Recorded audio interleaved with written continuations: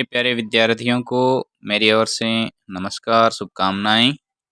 मैं रघुवीर सिंह राठौड़ और आज हम पढ़ेंगे कक्षा 8 की जो संस्कृत की पुस्तक है रुचिरा, उसका जो द्वितीय पाठ है बिलस्य वाणी न कदापि में श्रुता। इसका हम पूरा अध्ययन करेंगे। तो चलो आइए हम इसकी शुरुआत करते हैं।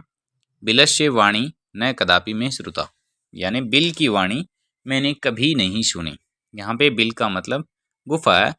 मैं पहले आपको बता देता हूँ, ये कहानी है जो खास तौर से एक शिक्षाप्रद कहानी है जो विष्णु शर्मा द्वारा लिखित है। जैसा कि ऊपर लिखा हुआ भी है कि प्रस्तुत पाठ संस्कृत के प्रसिद्ध कथा ग्रंथ पंचतंत्र, एक पंचतंत्र बहुत बड़ा एक कथा ग्रंथ है जिसमें बहुत सारी कहानियां दी हुई है। इसका जो तृतीय खंड है काकोलोकियम से संकलित है। यानी ये जो कहानी है ये पंचतंत्र में जो 5 भाग है, पंचतंत्र का मतलब 5 भाग है इसमें, उसमें एक काकोलोकियम एक भाग है तीसरा, वहाँ से इसको संकलित किया गया है। ये प्रश्न भी हो सकता है कि ये पंचतंत्र के कौन से भाग से लिया गया है, तो तीसरे भाग से ये बिलस्य वाणी न कदापि में श्रुता लिया गया है। और पंचतंत्र के जो लेखक है वो विष्णु शर्मा है, इसको भी ध्यान में रखिए, विष्णु शर्मा इसके लेखक है। इसमें 5 खंड है जिनको तंत्र कहा गया है और इसमें गद्य और पद्य दोनों रूपों में कहानियां दी हुई है जो खासतौर से पशु पक्षियों के बारे में है। चलो अब हम इसको रीड करना स्टार्ट करते हैं। कस्मिंश्चित् वने खरन कर नाम सिंह प्रतिवस्ति स्म। कश्चित कस्मिंश्चित् वने यानी किसी वन में खरन कर नाम का शेर सिंह प्रतिवस्ति यानी रहता था।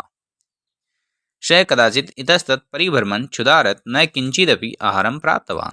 श यानी वह, ये पुल्लिंग के लिए आता है। कदाचित इतस्तत यानी वो इधर उधर घूम रहा था, परिभ्रमण यानी घूम रहा था। क्षुधारत भूख से पीड़ित, न किंचिदपि उसे कुछ भी प्राप्त नहीं हुआ, आहारम प्राप्तवान यानी खाने को कुछ प्राप्त नहीं हुआ। तो वो क्षुधा का मतलब होता है भूख, आर्त का मतलब पीड़ित। तो वो एकदम से भूखा इधर उधर घूम रहा था लेकिन कहीं पर भी उसे कुछ खाने को प्राप्त नहीं हुआ।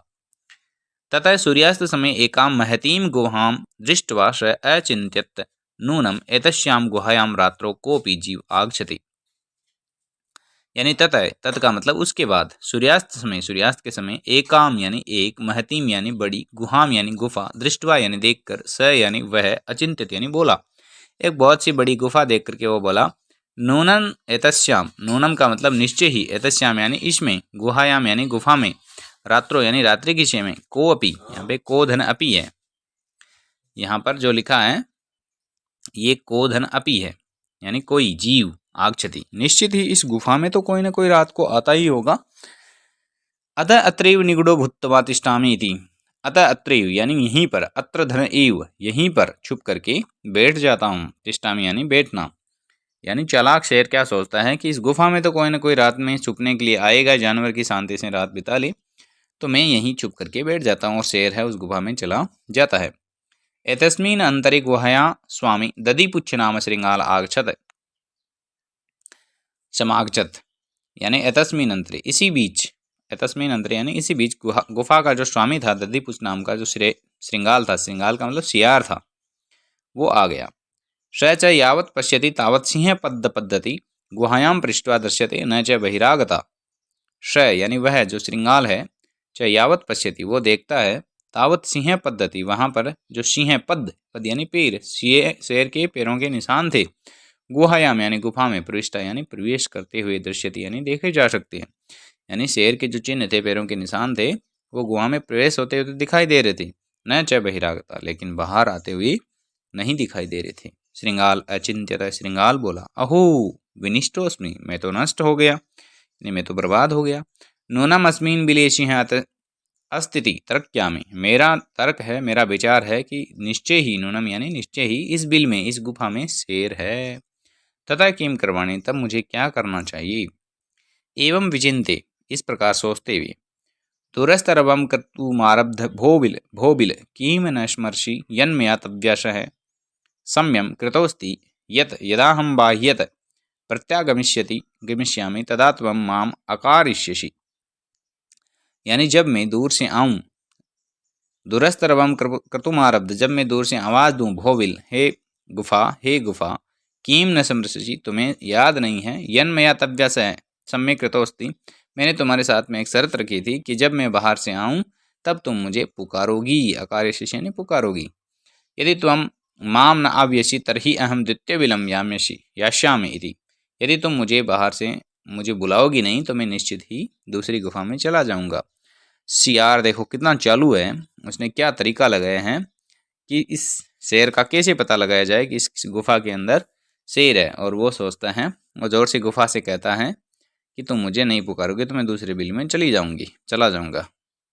अतः एतत् श्रुत्वा सिंह अचिंत्यत। अतः इस प्रकार से एतत् श्रुत्वा, यहाँ पे एतत् धन श्रुत्वा यहाँ पे मिला हुआ है, इसका मतलब है यह सुनकर, कत्वा प्रत्यय लगा हुआ है इसमें, ये सुनकर सिंह अचिंत्यत, शेर सोचता है, नून मेषा गुहा स्वामीन सदा समाहनम करोति। नून मेषा, नूनम धन ऐसा, निश्चय ही इस गुफा का, ऐसा ऐसा यानी स्त्रीलिंग के लिए है, इस गुफा का स्वामी है, स्वामीन सदा समानम करोति परंतु मद भयात न किंचित वदति। ये गुफा है अपने स्वामी का सदा ही आह्वान करती है, उसे पुकार दिए, लेकिन मद भयात यानी मेरे भय से न किंचित वदति, कुछ नहीं बोल पा रही है। अथवा साध्विदम उच्यते, इसलिए सज्जन पुरुषों ने कहा भी है, भय संत्र शतमनसाम हस्तपादादिका क्रिया प्रवर्तन्ते न वाणी च वैपथुश्चाधिको भवेत्। यानी सज्जन पुरुषों द्वारा कहा भी है कि भय की वजह से हैं, जो मन है, जो हाथ है, पैर है, उनकी क्रियाएं हैं रुक जाती हैं, वाणी है वो बंद हो जाती है, यानी डर के मारे हाथ पैर कांपने लगते हैं और मुंह से आवाज़ नहीं निकल पाती है, ऐसा कहा गया है। तदहम अस्य आहानम करोमि एव स विले प्रविश्य में भोज्यम भविष्यति। तदहम यानी इस प्रकार से मुझे, अस्य आहानम करोमि मुझे आह्वान करना चाहिए, एवं और इस प्रकार से स यानी वह सियार विले प्रविश्य इस गुफा में जैसे ही प्रवेश करेगा, मैं भोज्यम भविष्यति मैं उसका भोजन कर लूँगा। इत्थम विचारे सिंह सहसा श्रृगालस्य आहानम करोति। इत्थम का मतलब यह, विचारे विचार कर, सिंह शेर है, वो सहसा श्रृंगालस्य आहानम करोति से वो सियार का जोर से आहान करता है यानी उसे पुकारता है। सिंह से उच्च गर्जन प्रतिध्वना सा गुहा उच्च श्रृंगारम आह्वानति। सिंह से उच्च गर्जनम, और शेर के बहुत ही ऊंचे गर्जन की वजह से है प्रतिध्वना, जैसे वापिस ध्वनि टकरा करके गुफा में आती है, सा गुहा, और वो गुफा जोर से श्रृंगाल का आह्वान करती है, यानी शेर जोर से दहाड़ता है। अनेन अन्य पशु भयभीता अभवन, और इस प्रकार से जो दूसरे पशु थे वो भी डर जाते हैं सारे के सारे, क्योंकि आवाज़ बहुत दूर तक जाती है शेर की। श्रृंगालोपी तथा दूरम पलायमान, और श्रृंगाल भी जो शियार था वो भी उसके बाद में तत् यानी उसके बाद में दूर भाग जाता है। इमम पढ़त और पढ़ता है, अनागतम ये कुरुते से शोभते स शोच्यते यो न करोत्यनागतम वनेत्र संस्थै समागता जरा विलस्यवाणी न कदापि में श्रुता। अनागतम यो कृते, जो आने वाले संकट के बारे में सोचता नहीं है, जो ध्यान नहीं देता है, स सोच्यते यो न करोत्यनागतम, जो सोच विचार नहीं करता है, उसकी यही हालत होती है। वनेत्र यानी इस वन में संस्तस्य मुझे रहते हुए बुढ़ापा आ गया है, जरा यानी बुढ़ापा आ गया है, लेकिन मैंने कभी भी इस बिल की वाणी नहीं सुनी।